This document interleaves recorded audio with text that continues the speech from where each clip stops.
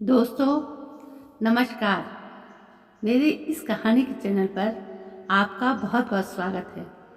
आज की कहानी है भगवान भी सहर्ष पांव छूते हैं यदि हमारे पुण्य ऐसे हों।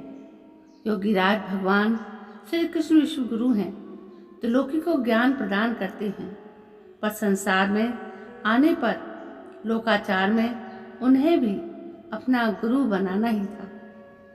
सांदीपनि ऋषि को ये सौभाग्य क्यों मिला? सांदीपनि श्री कृष्ण के गुरु हुए किस पुण्य प्रताप से? भगवान के गुरु होने का गौरव मिलना कोई साधारण बात तो नहीं। भगवान ने सांदीपनि ऋषि को अपना गुरु बनाया और उनके आश्रम में रहकर अध्ययन किया। आखिर सांदीपनि ऋषि ने ऐसा क्या पुण्य किया था जिसके दर्शन जिनसे शिक्षा लेने के लिए भगवान मथुरा से इतनी दूर उज्जैनी तक आ गए? भगवान ने सांदीपनि मुनि की गुरु रूप में पूजा की। संसार के समस्त ऐश्वर्य धन धान्य की स्वामिनी साक्षात माता लक्ष्मी जिनकी चरण सेवा करती हैं, उन भगवान ने सांदीपनि ऋषि की चरण सेवा की। आपको सांदीपनि ऋषि के पूर्व जन्म के पुण्यों की कथा सुनाती, जिसके कारण मिला उन्हें यह सौभाग्य। संचित पुण्य कर्म ही जीव के भावी जन्मों की गति तय करते हैं। सांदीपनि के पूर्व जन्म के कर्म ही कुछ ऐसे थे कि उसका ऋण चुकाने के लिए भगवान को उनका शिष्य बनना पड़ा। कथा सांदीपनि के बाल्यावस्था से शुरू होती है। किसी भी अन्य ब्राह्मण बालक की तरह सांदीपनि भी अपने गुरु के आश्रम में रहकर अध्ययन किया करते थे। सांदीपनि तपोनिष्ठ शिष्य थे। अध्ययन के कार्यों को मनोयोग से पूर्ण करते थे।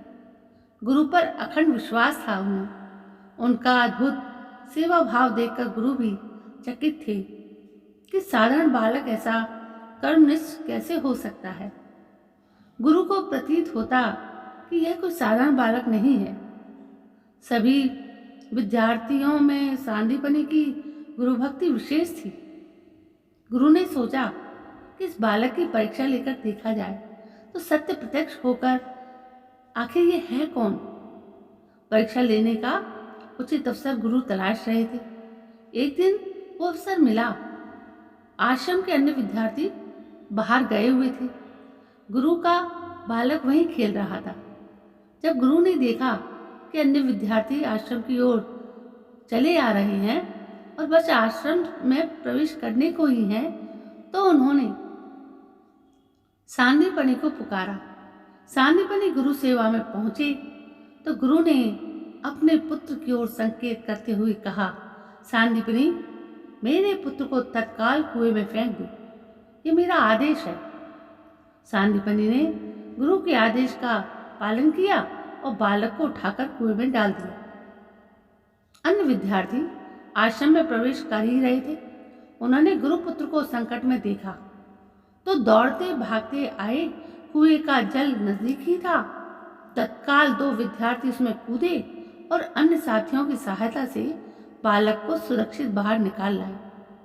उसके बाद उन्होंने सांदीपनि को गुरुद्रोही समझकर खूब पिटाई की। सांदीपनि आश्रम के संगियों की मार सहते रहे, पर यह नहीं बताया कि ऐसा स्वयं गुरुजी का आदेश था।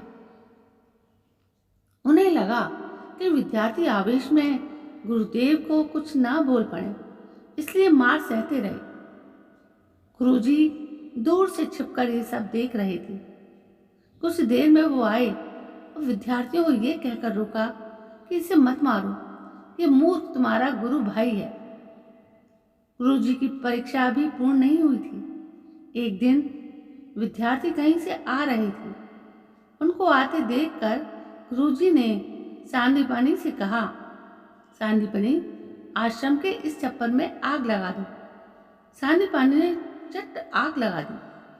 छप्पर जलने लगा।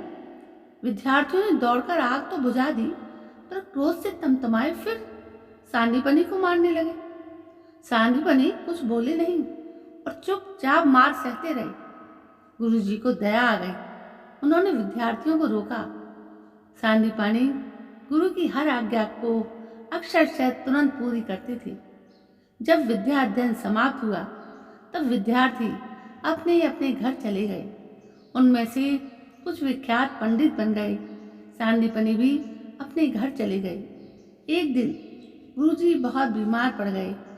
उनकी बीमारी का समाचार सुनकर सारे शिष्य उनके दर्शन के लिए आए। विद्यार्थियों ने गुरुजी की सेवा की। गुरु के शरीर छोड़ने का समय आया तो उन्होंने अपने शिष्यों को अपनी कुछ कुछ वस्तुओं प्रदान की। किसी को उन्होंने पंचपात्र दिया, किसी को आचमनी दे दी, किसी को अपना आसन दे दिया, किसी को माला दे दी, किसी को गौमुखी दे दी। इस प्रकार गुरुजी के पास जो भी संपत्ति शेष थी वो उन्होंने शिष्यों में बांट दी। शिष्यों ने भी उन वस्तुओं को बड़े आदर से लिया कि यह गुरुजी की प्रसादी है। जब सांदीपनी गुरु के सामने आए तो गुरुजी चुप हो गए। फिर बोले, पुत्र सांदीपनी, मैं तुझे क्या दूं? अब तो कोई वस्तु मेरे पास शेष नहीं है। तुम्हारी जो गुरु भक्ति है उसके समान मेरे पास कुछ नहीं है। मैं तुम्हें कुछ ऐसा प्रदान करता हूँ जिसके लिए संसार लालायित रहता है। गुरुदेव ने कहा, मैं तुम्हें आशीर्वाद देता हूँ कि पृथ्वी के कष्टों का उद्धार करने के लिए त्रिलोकीनाथ भगवान का शीघ्र ही अवतार होने वाला है। वो भगवान तुम्हारे शिष्य बनेंगे।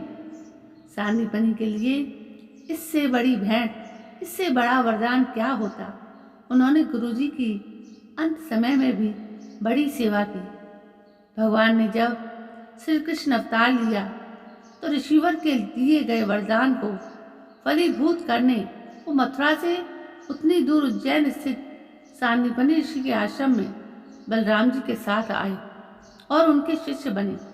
गुरु एवं श्रेष्ठ पुरुषों की सबसे बड़ी सेवा है उनकी आज्ञा का पालन करना।